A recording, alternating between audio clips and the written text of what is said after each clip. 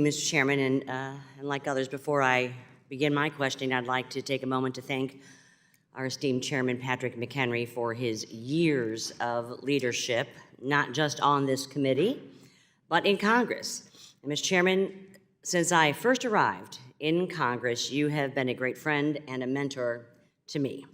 And I am forever grateful for the leadership roles that you have entrusted me with and on this committee over the years. And I am proud, very proud of the work that we've done together, all of us collectively. And I want you to know that this institution is better because of your service, sir. I will miss our candid banter, I'll call it, and your sage advice. We will all miss you here, but are so very excited for you and your family and this next chapter of your life. I do have some parting gifts, and I'd also like to enter into the record several letters that this committee has received from various institutions about your leadership and your strength and your character. So, thank you. Thanks. Without objection. And now I shall move on.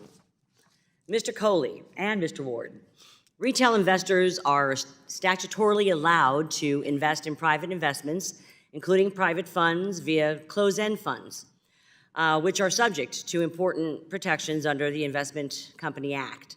However, SEC staff, through informal guidance and not rule-making, has prohibited a closed-end fund from investing more than 15% of its net assets in privately offered funds, unless the closed-end fund's shares are available only to accredited investors. That's why I sponsored bipartisan legislation with Representative Meeks, the Increasing Investor Opportunities Act, to overturn this informal SEC staff position and allowed closed-end funds to more fully invest in private funds. Earlier this year, this important legislation passed the House with significant bipartisan support. Do you both agree that if enacted, this legislation would benefit not only retail investors, but also the startups and the small businesses working to innovate and contribute to our economy? Ms. Coley? Thank you for the question. Yes, I wholeheartedly believe it would actually increase the amount of capital that eventually makes its way to startups, especially at the earlier stages. And we definitely are fully supportive of more formal rulemaking around this topic. Mr. Ward? Yes, ma'am. We support you in the bill, and we're very excited you're proposing it. Thank you for doing that. Well, let's hope it gets some traction here soon. Mr. Coley, to become an angel investor, you typically need to meet the standards of being an accredited investor again. Current accredited investors' requirements unfairly restrict access to the private markets to only wealthy investors. This Congress, the House passed multiple bills originating in my subcommittee of capital markets that would expand the accredited investor definition, thereby increasing the pool of investors for small and emerging companies. Can you explain how these bills would promote innovation? Thank you for the question. Yes, I believe that expanding the accredited investor definition from being a quantitative read of someone's assets to a more qualitative judgment of the individual will actually significantly increase the amount of capital that can get invested. And we fully support the change in that definition. Mr. Coley, Chairman McHenry has been working on to enable crowdfunding for over a decade in Congress.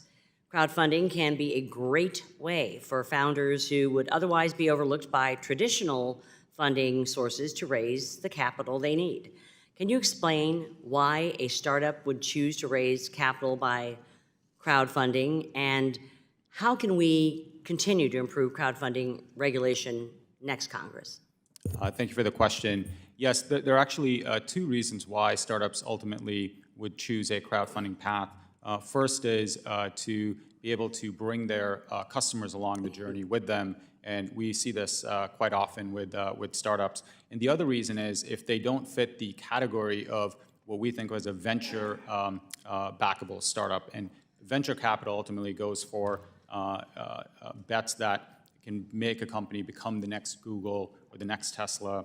But there are many other startups out there that don't have that ambition. They actually want to build a great lifestyle business, and crowdfunding is a very productive avenue to do so. Thank you. My time's expired, and I yield back to our esteemed chairman, and thank you again for your service. I thank my friend. I appreciate all of her honest counsel in good times and bad, and thank you for your leadership on this committee. That gavel fits nicely in your hand, I know, and you have designs on others, so